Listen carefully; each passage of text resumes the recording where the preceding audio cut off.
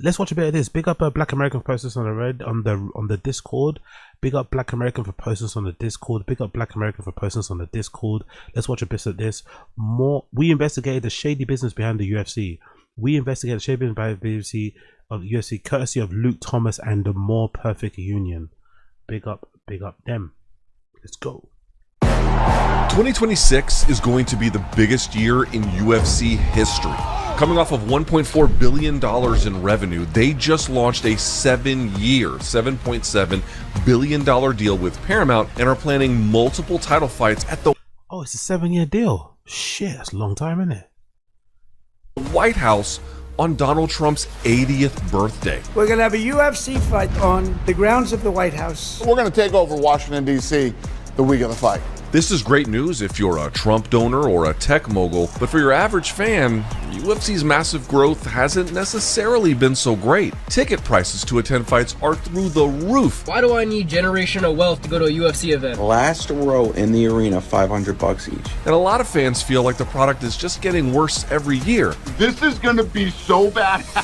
And underneath all of the spectacle, a seismic shift in combat sports is quietly underway. With backing from powerful allies in DC and Saudi Arabia, UFC President Dana White is coming for boxing. He launched Zuffa Boxing last year, and alongside cutthroat mogul Ari Emanuel and WWE executive Nick Khan, they're working to rewrite the laws that govern the sport. There's no ego or arrogance whatsoever when I talk about getting into boxing and trying to fix it, because this is a busted sport. So who really is Dana White, the ruthless kingpin of the UFC, and what does he want with boxing? Talk a little bit more about whether you think it will be a viable competitor to some of the other straight boxing promotions. I don't want to say we'll be a viable competitor. We're going to blow them all out of the water is what we're going to do. It's hard to get fighters to speak out, but we talked to a few of them about their experiences working for Dana White. Let's get into it.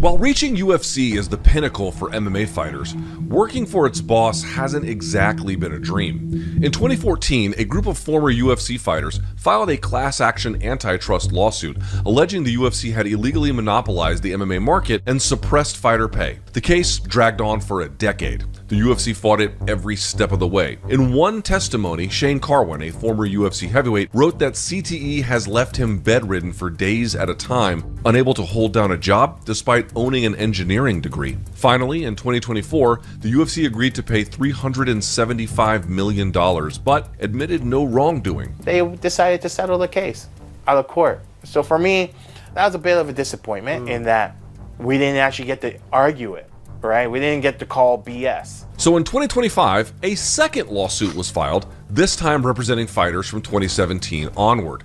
Dana, meanwhile, can get pretty hostile whenever fighters or journalists bring up these lawsuits. If you want to be an asshole, let's do it in private. People have called us a monopoly and all this stuff for years. A monopoly? We're just the best. I love when people who have no fucking idea what they're talking about and don't know anything about the business give input. So is the Master of gaslighting, master gaslighter, master bully. UFC a monopoly or not? Well, despite what Dana says, his intentions from the beginning were very strategic. The UFC started in 1993 as a promotion to exhibit what are now known as mixed martial arts fights, a sport most Americans had never heard of. Unlike boxing, MMA had no sanctioning bodies overseeing it and very few rules. It was just so unreal. I miss that era, man, with the gis. I miss that era with the gis, man. I wish they would bring that back or let people wear gis again. That was so cool to see that. Regulated. My first fight actually was I was 185 pounds and I fought a guy 285 pounds. Total craziness. Be forewarned, there are no rules, no judges' scores, and no time limits. At one point, the UFC was so brutal, they banned it in 36 states. Senator John McCain famously called it human cockfighting and led the charge to get it off of pay-per-view. People repeatedly getting smashed in the face with a guy sitting on top of them. That's not a sport. By 2000, the UFC was struggling. Dana White was a boxing manager in Las Vegas and saw an opening. By the way, why did it feel more violent back in the day? Was it the skill level? Why did it feel more violent? It did feel more violent. I remember a lot more faces exploding with blood. I remember the one particular card, the entire fucking octagon was just covered in blood. Covered in blood. They're trying to clean as much as possible. It was just stained with blood everywhere. It looked way more violent. I don't know. Was it more violent back in the day? Or the fighters just not as skilled as they are now? And they're not getting hurt as much? I don't know, but I felt like it was way violent back in the day, man. While boxing had strict rules and regulations, we'll get to that later, in MMA, a single promoter could control the rankings, handpick matchups, and sign fighters to exclusive contracts. Dana could build an empire. So in 2001, he connected with his childhood friends, casino moguls Frank and Lorenzo Fertitta. Fucking hell, man.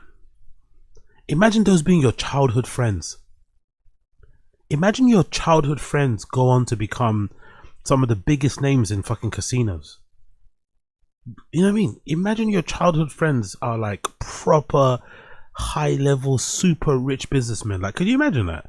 These are your friends you grew up with, literally playing around, playing fucking tag and knockdown ginger within the area. And they are friends, and they became big money men. Legally, big money men. Oof, what a meal ticket. So Dana White is like Brendan to Rogan, right? And so Dana White is like the Fertitta brothers Brendan in a way, kind of, not really, but kind of. Yeah. He approached Lorenzo and said, "Hey, I know this company that's up for sale. It's actually prize fighting, but there's no sanctioning bodies involved. Athletic commissions are allowing you to put on your own tournament and have your own title. If we can sign enough athletes to an exclusive contract and keep sanctioning bodies out of the game, we can own the sport."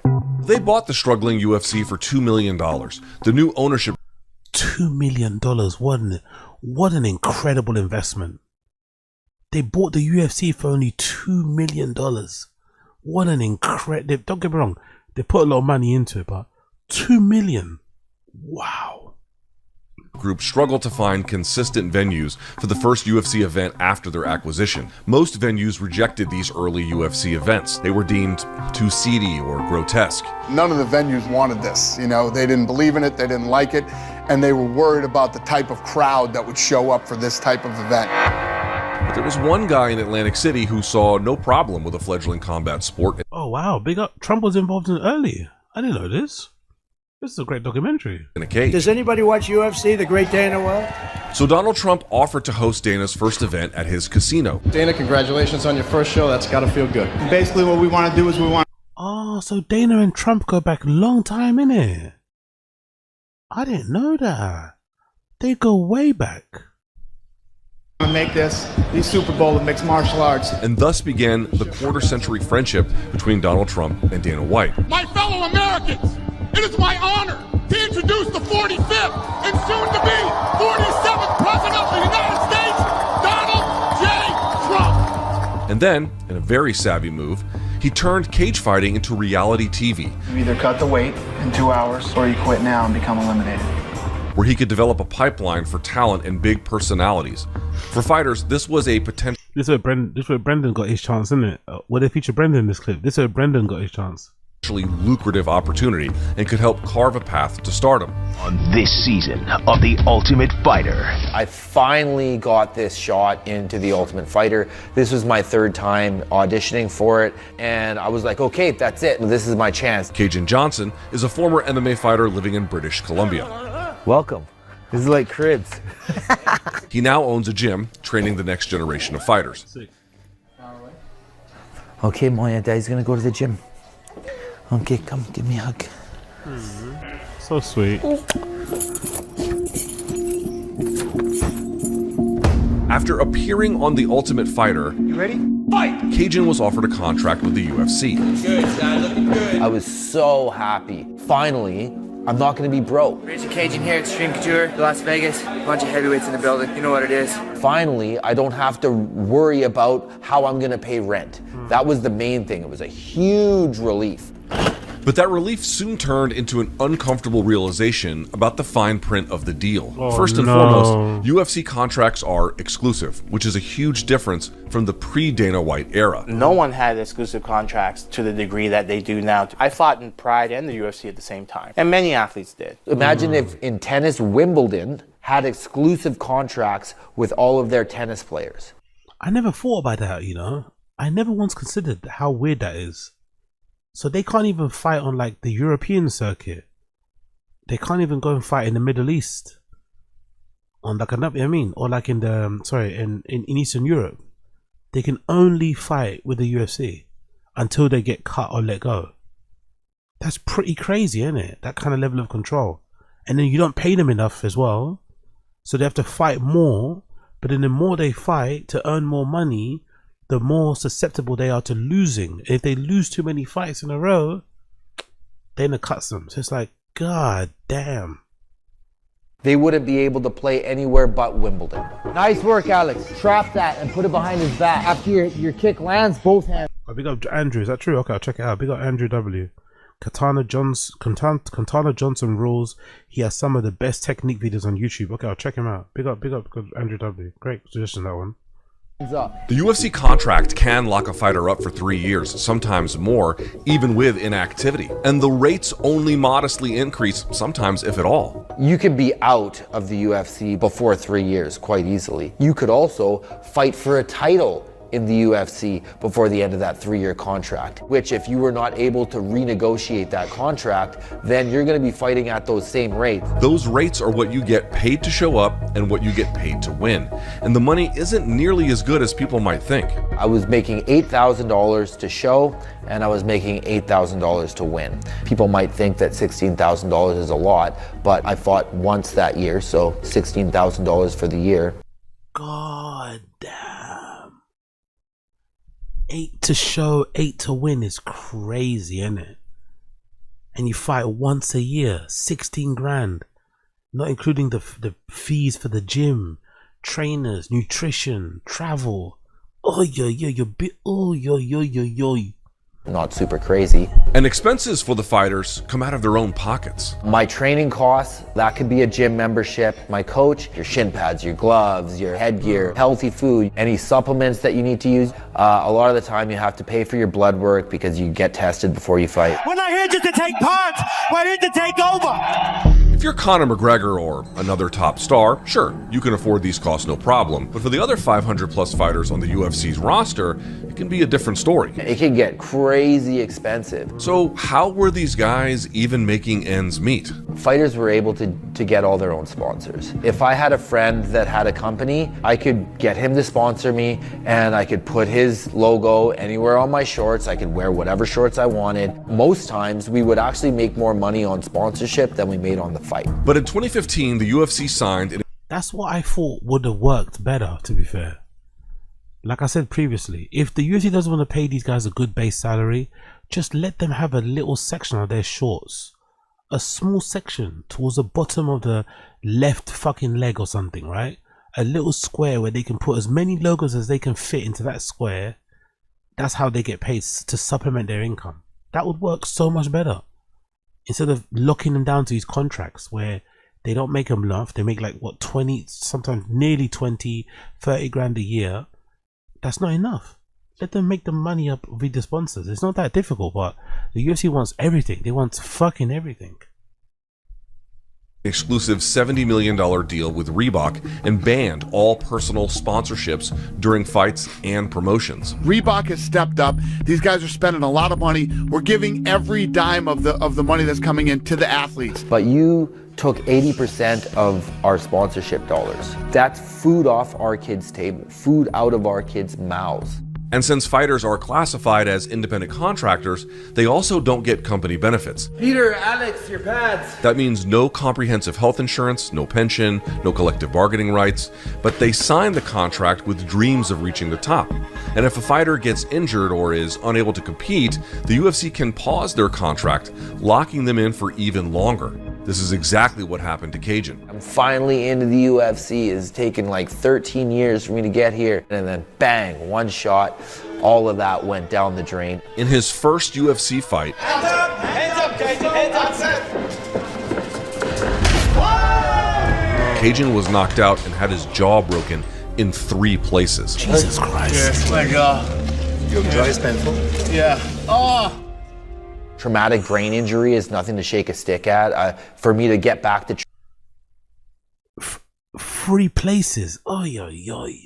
training, it was very difficult. So I'm not able to fight. They hit pause on the contract. And if you're not fighting, you're not. So they pause the contract. So while you're injured, it's paused, but when you come back, it continues as normal. So you stay. Ay, ay, ay. Getting paid. Contracts don't work like this in any other major sport. So then that leads to situations where guys know that they're injured but will fight anyway. Dana White's MO is to pay the fighters as little as possible in order to make them willing to fight whoever, whenever, right? Because they're starving. It worked though. It's a good approach. Pay them as little as possible, keep them hungry. It's almost like a cockfight, isn't it? Whatever. It's pretty brutal, but it has worked because we've got probably some of the best fighters we've ever got over the years. Some of the best matchmaking has come because the UFC is like a dog eat dog thing. They throw you to the wolves. There's a great reward, but it comes out with great risk, you know? So it's worked in some regards because we got some great fights out of it, but the fighters have fucking suffered, man. These motherfuckers are going into the octagon literally injured, but just toughed it out because they can't afford to not fight and not eat and not make money and feed their family. God damn. Need to get paid. Remember when we said the UFC made $1.4 billion last year? Well, fighters see roughly 17% of that. By comparison, NFL players are guaranteed nearly half of league revenue by their collective bargaining agreement. I think they should get paid more. I know how fucking dangerous that shit is. You should. The fact that Rogan and Dana are friends makes no sense because if Dana, like I said, I keep saying, if Dana White owned a comedy club and he paid or treated comedians the way he treats fighters, Rogan would never be his friend. He would never put up with it. He'd never like turn a blind eye to it. But the fact that Dana talks to the fighters the way he does, treats them the way he does, with the pay and everything else is, and he doesn't say a word is fucking disgusting. I'm not gonna lie, it's kind of disgusting. Get paid an incredibly generous amount of money to step into a cage fight for millions of people to see. So why are fighters afraid to speak out? Well, one reason is that the UFC's monopoly power gives them a lot of power over fighters' careers. They control the title, they control the rankings, and they have exclusive contracts with every fighter there. If you have exclusive contracts, then you can take away their leverage. You just got to look at the structure and realize it's designed to screw you and exploit the athlete. And the same power structure that exploits fighters, it's hurting the fan experience too. For one, ticket prices to UFC events have risen by 4,000% over the last 2 decades. Of course, some of this has to do with the massive rise in popularity for the sport, but it helps that there are no rival leagues competing for the MMA marketplace. Over the past 25 years, the UFC has squashed or acquired nearly all other promoters that could employ their fighters. The events keep breaking records. There must be a cap at one point. Do you think you may be reaching a point to outprice the fans? Well, we're not close. I mean, we keep breaking the record. It's also hurting fans by watering down the sport's quality.